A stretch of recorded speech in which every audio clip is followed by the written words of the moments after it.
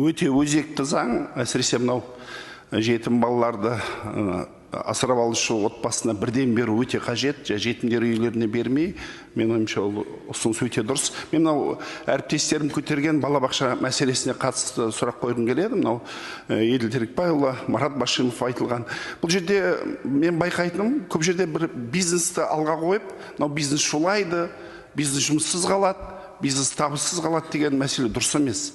Негізінен, мынау Марат Башимов айтты ғой, бұл конституциялық біздің міндетіміз орта білімге дейін оқыту баланы. Міне 5 жасына дейін дұрыс оқытпаса, бала ертең мектепте дұрыс оқи алмай қалады. Ол педагогиканың заңдылығы. Біз енді мынау бизнесті асырау үшін ғана, бизнесқа жұмыс тауып беру үшін ғана бір әңгіме айтып жатқанымыз сияқтымыз кейбір кезде. Мен білемін, мынау топтар бар арнайы. Бір осы балабақшаны бақылауға алайық десек, шулай қалады. Мына жерде лоббистік топтар бар. Бәрімізді аралап, осы хат жазып, министрлерге де басымдық жасайды кейбір кезде. Осы мен Қызылорда облысын өткенде байқадым, олар бақылауды күшейтті.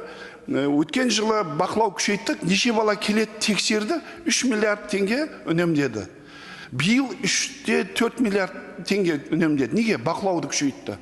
Енді қазір міне фейс-контроль, электронды бақылау, цифровизация неге жасай алмаймыз? Мысалы, мен ойымша қазір бақылауды күшейтсек, жұмыс жасай алмайтын компаниялар өздері кетеді.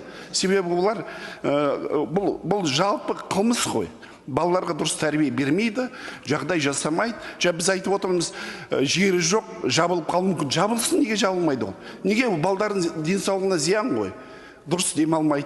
Алдында автокөлік жүр, улы заттар бар. Осыған қалай бақылау күшейтеміз? Сол туралы лицензияға дейін не жасай аламыз? Цифровизация қалай жасаймыз? Қалай тексереміз? Осын қалай қолға аламыз? Рахмет сұрағыңызға, Мұрат Әбдіхамитұлы. Менің осы жерде сіз өте мәселені дұрыс көтеріп отырсыз. Өздеріңізге белгілі бірыңғай мына кезектілік бойынша қазір пилоттық жобада біз Тараз қаласында енгізуді бастадық. Әрі қарай біз Шымкент пен Түркістан облысына ол пилоттық жобаны қазір жалғастырып жатырмыз. Соның өзінде біз бір қаланың шеңберінде ғана, пилоттық жоба шеңберінде 17 мың кезекте тұрған баланың сол автоматтандыруды енгізудің нәтижесінде оның 17 балаға дейін кемегенін көріп отырмыз. Және расында 6 мың балаға дейін мынау мертвый души дейді, жансыз адамдардың енгізілгендігін байқадық. Соның арқасында қала 2 айдың ішінде 600 миллион ақшаның үнемделгенін өздері көріп отыр. Сол себепті бүгінгі күні бірыңғай кезектілікті енгізу мәселесі қазір барлық өңірлерде енгізуді жоспарлап отырмыз. Осы Шымкент пен Түркістан облысында сәтті аяқталғаннан кейін бұл автоматтандыру жүйесі барлық өңірге келесі жылдан бастап енгізілетін болады. Сол арқылы жалпы осы бағыттағы мәселені бір жүйеге келтіру жоспарланып отыр.